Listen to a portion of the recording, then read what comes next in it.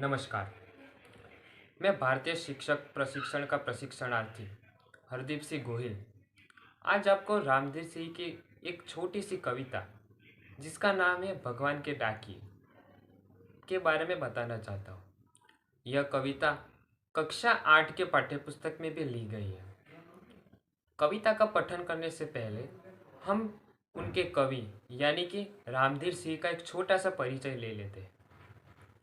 रामधीर सिंह दिनकर का जन्म 23 सितंबर 1908 के दिन मद्रास में हुआ था और उनकी मृत्यु 24 अप्रैल 1974 को हुई थी।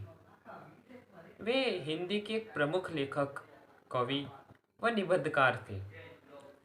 वे आधुनिक युग के श्रेष्ठ वीररस के कवि के रूप में भी स्थापित हैं। राष्ट्रवाद अथवा राष्ट्रीयता को उनके काव्य की मूल भूमि मानते हैं। इन्हें युगचारण व कालचरण की भी संज्ञा भी दी गई है। स्वतंत्रता के बाद राष्ट्रकवि के नाम से भी जाने जाते हैं। उन्हें साहित्य अकादमी पुरस्कार, पद्म भूषण और ज्ञानपीठ पुरस्कार भी मिला है। अब कविता का पठन करते हैं। सबसे पहले हम पंक्ति 1 के बारे में पढ़ते हैं। पक्षी और बादल ये भगवान के डाकिए हैं जो एक महादेश से दूसरे महादेश को जाते हैं। हम तो समझ नहीं पाते हैं, मगर उनकी लाई चिट्ठियाँ पेड़, पौधे, पानी और पहाड़ बांझते हैं। तो यहाँ पर कवि कहना चाहते हैं कि पक्षी और बादल होते हैं वो भगवान के डाकिए हैं। ये भगवान का संदेश एक देश से दूसरे देश तक लेकर जाते हैं। जो इनका संदेश या खत होता है वो कौन पढ़ पाता है? वो इंसान तो नहीं पढ़ सकते, लेकिन पेड़, पौधे, पानी और पहाड़ जैसी चीज़ें यह संदेश को पढ़ पाते हैं या फिर उसे समझ सकते हैं।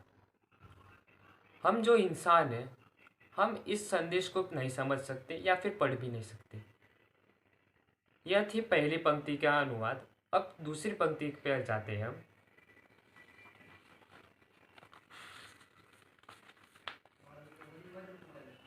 हम तो केवल यह आखते हैं कि एक देश की धरती दूसरे देश को सुगंध भेजती है और वह सौरभ हवा में तैरते हुए पक्षियों की पाखों पर तीरता है और एक देश का भाप दूसरे देश में पानी बनकर गिरता है। इस दूसरी पंक्ति में कवि यह कहना चाहते हैं कि हम लोग तो बस यह जानते हैं या फिर हम लोग तो बस यही अनुमान लगा सकते हैं। आखते का मतलब हम लोग ये सोच सकते हैं कि एक देश की धरती जो है वो दूसरे देश की धरती तक सुगंध भेजती है। मतलब मान लो कि कोई एक देश है, वहाँ से हमारे देश के अंदर खुशबू आती है।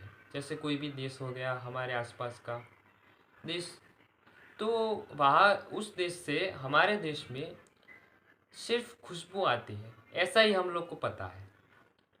और वहाँ की जो सौरभ हवा में है, सौरभ का मतलब खुशबू वाली हवा, मतलब कि हवा में फैल रही है। पक्षियों के जो पंख है इससे भी ऊपर से गुजरती है। और यहाँ पर कवि एक और चीज़ बताने जा रहे हैं। जो एक देश की भाप बनी वो दूसरे देश में उड़कर गई, तो वहाँ पर क्या होगा? वहाँ पर वो भाप पानी बनकर गिर जाती है। मतलब कि वहाँ पर बारिश होती है। मतलब भगवान ने कोई भेदभाव नहीं किया, हम इंसान ने ही भेदभाव किए हैं।